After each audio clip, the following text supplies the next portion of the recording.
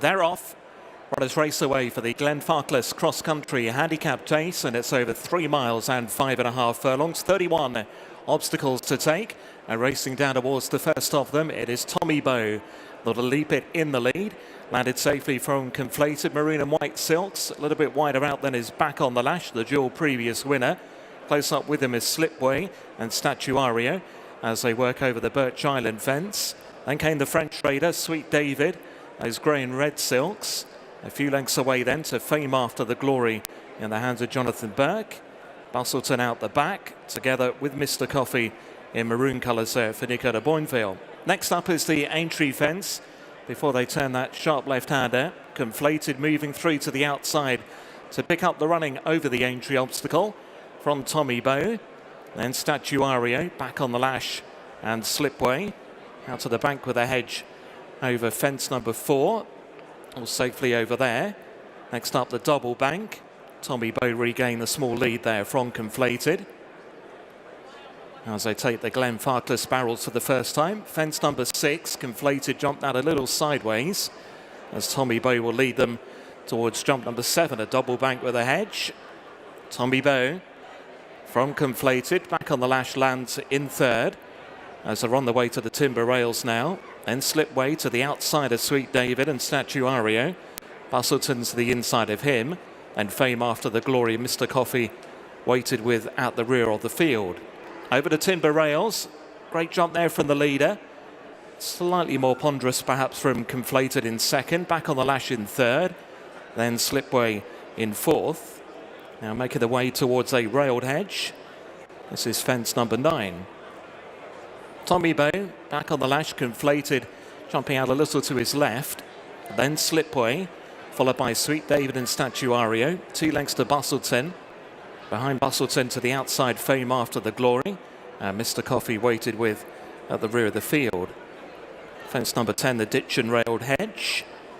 Tommy Bow from Conflated. Back on the lash and Slipway.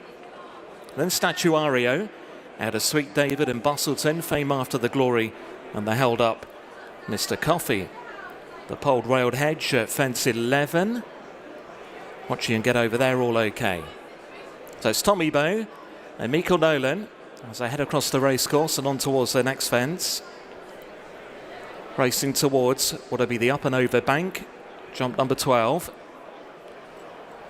Tommy Bow getting to the other side with the lead from Conflated. Slightly untidy perhaps at the back there from Mr. Coffey. Now running towards the water jump for the first time, fence number 13. Tommy Bow back on the lash, Conflated. Slipway, Statuario, then Bustleton out of Fame After the Glory and Sweet David, and Mr. Coffey remains in the final position. Fences 14 and 15 very close up to each other. These are the cheese wedges. Tommy Bow's going to lead them to them from Conflated back on the lash and Slipway close up. Quickly out over the cheese wedges now and all safely to the other side. So beginning their second circuit in the Glenfarclas cross-country handicap chase, and it's Tommy Bow continues on the front end. Slipway racing to the outside of Back on the Lash and toward the running rail, Conflated. And Statuario, Sweet David, Bustleton, Fame After the Glory, and Mr. Coffey over that ditch and railed hedge. And now they turn back towards the centre. About to go up and over that bank again. This time it's obstacle number 17, crossing it the other direction. Tommy Bow from Slipway, Statuario, back on the lash, then Conflated.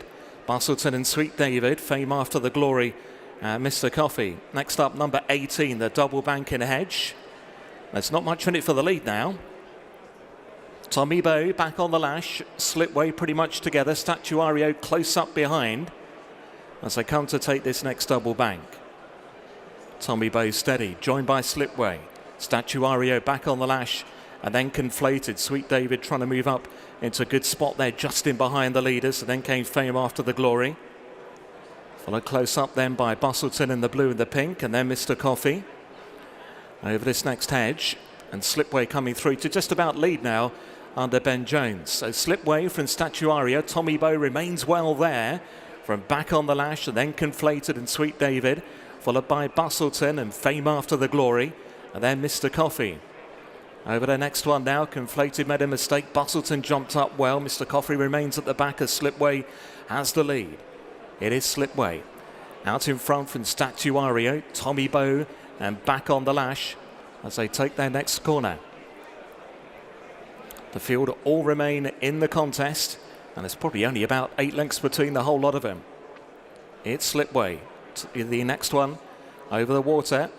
Conflated lost a bit of ground going over the water for the second time there. That was number 21, the double spread hedge, just behind the big screen. It's Tommy Bow from Slipway. Back on the lash in third, then Sweet David and Statuario over this next hedge. Then Conflated, Bustleton and Fame After the Glory.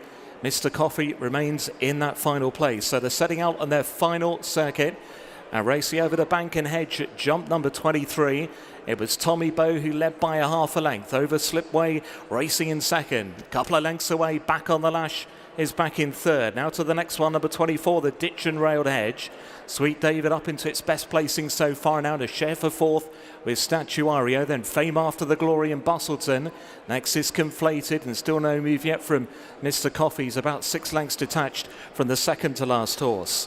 Now the Birch Island. Fence number 25, back on the lash, made a mistake. Tommy Bow led them over fence number 25 onto the Aintree fence for the second and final time. This will be 6 out, and it's Tommy Bow.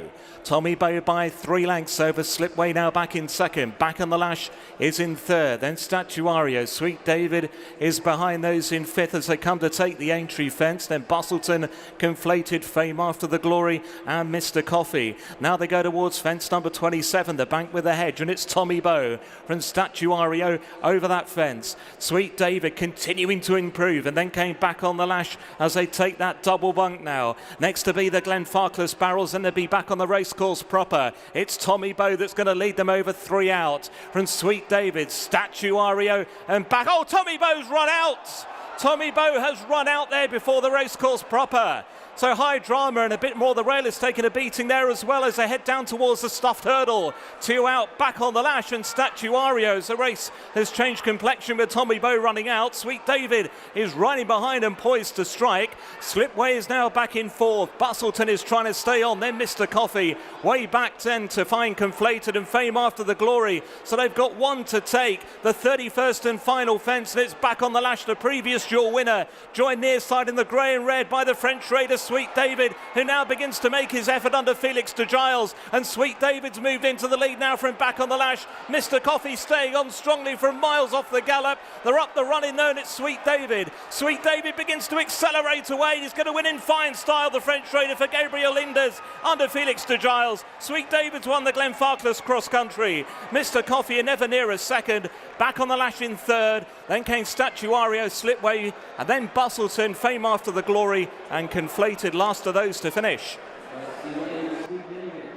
Gabriel Leenders is a Cheltenham winner again after Gold Tweet. Now this horse. Well done. Yes, thank you very much. It's the second time, but it's the same. I'm so happy, and like the English people, Irish people, when we won at Cheltenham, is a dream, and I'm so happy. We work hard for that. Yeah. The horse enjoyed those fences. Yeah, he have experience, and he come. For me, is an objective for me. He is ready, Maybe the other English and Irish horse is not ready because he started the season. For me, I finished the season. Maybe the distance is for that. But yeah, good winner. I'm very happy. It was dramatic with the rail and one horse going the wrong way. Were you worried at that point?